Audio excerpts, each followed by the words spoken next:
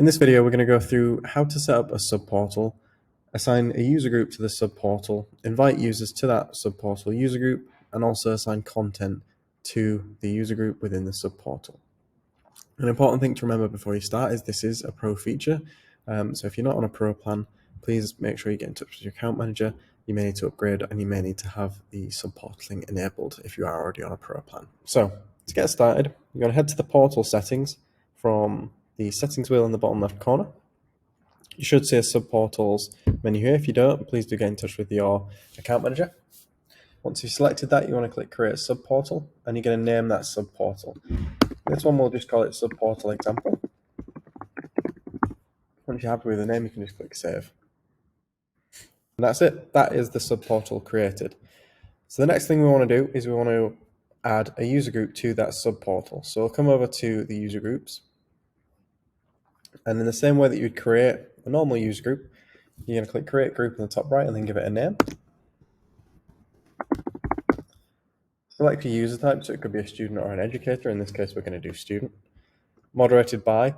If you do want it to be moderated by a user group, it needs to be a user group on that subportal. So what you'll need to do is create another user group that is of user type educator and make sure that that user group is assigned to the subportal, which will be the next step. So for now, we're just going to moderate by educators. And this is where you'll need to make sure that that educators group is set to your subportal. So if we click for, we'll search for subportal and then we can select that there. Click save. And now we've got a user group assigned to our subportal.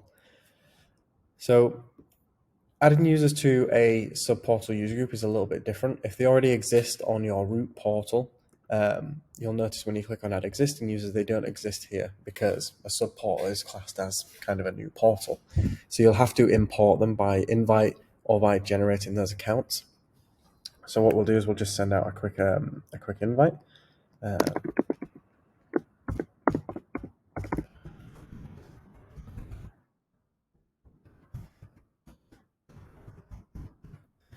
So we're going to invite this student to our subportal, and you can see one user is going to be invited to the platform. And that's it. Once they accept, they will have access to whatever this subportal students group has access to. At the moment, that is nothing, but we'll assign some content in a second.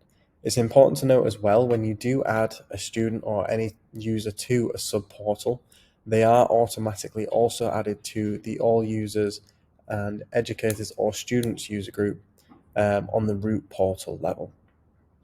And what I mean by that is if we come back to users, when that user accepts their invite, they will exist within either the root students group, in this case, that's the group they'll be in, or if it was an educator group, they'd appear in here as well. So we've now invited the user to our subportal, but there's no content there. So what we can do is we can start assigning content to it. So if we come to collections, what we'll do is we're going to use this biology quiz and we're going to assign that to our subportal.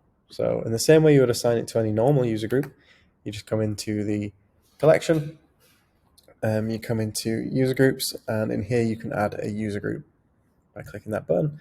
It's going to give you a list. If we just search for sub, which will bring up our subportal students user group, we can click give access. And once I confirm this access, that user group within the subportal will now have access to this particular test. So assigning content works very similarly to how it would do at a root portal level.